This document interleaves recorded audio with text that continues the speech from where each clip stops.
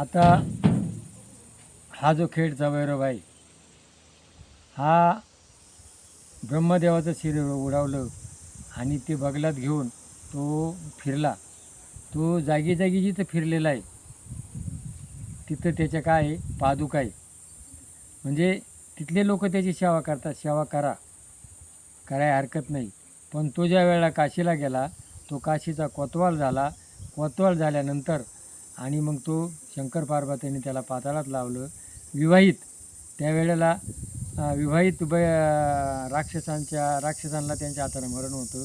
पाताळातून जोगेश्वर अमृत आणलं.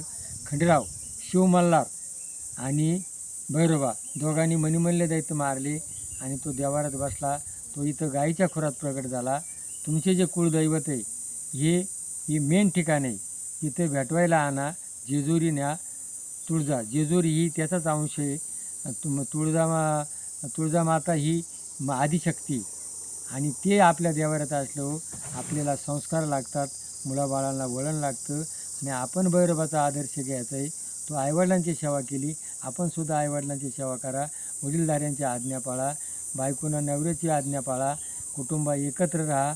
म्हणून कुटुंबावा एकत्र राहण्याकरता हा जो भैरव आहे, तर हे भैरवा वर्षातून एक वेळेला खेड येथे या. तिथं तो मनोकामना पूर्ण करतो, नवसाला पावतो आणि आपले मनोरथ पूर्ण करतो. असंही भैरवनाथ ठिकाण आहे. तर या ठिकाणाचं मी बरेच वेळा व्हिडिओ दिले. तेच का सांगतो तर इथं जर पर्यटक आले, इथं जसं साईबाबा इथं आला होता आणि साईबाबाला जी दिंडी जाती ते लोक जर इथं फिरले तर खूप चांगलं होईल. काय अजून महिमा वाढेल. आदिवासी भाग आहे, आदिवासी भागांना रोजगार मिळेल आणि आदिवासी भागाची उन्नती होईल. तर कृपा करून जे साईबाबाला जाणारे लोक आहे ते ह्या मार्गाने खांडीवाटमधून यायला वाटे आणि या तिथं दर्शन द्या. आणि तुम्ही जर आले अजून लोक येईल, तिथली महिमा वाढेल. आदिवासी लोकांना शंकराचा अवतार आहे. साईबाबासुद्धा शंकराचा अवतार होता आणि लोकांना रोजगार मिळेल. जय भैरवनाथ महाराज की जय.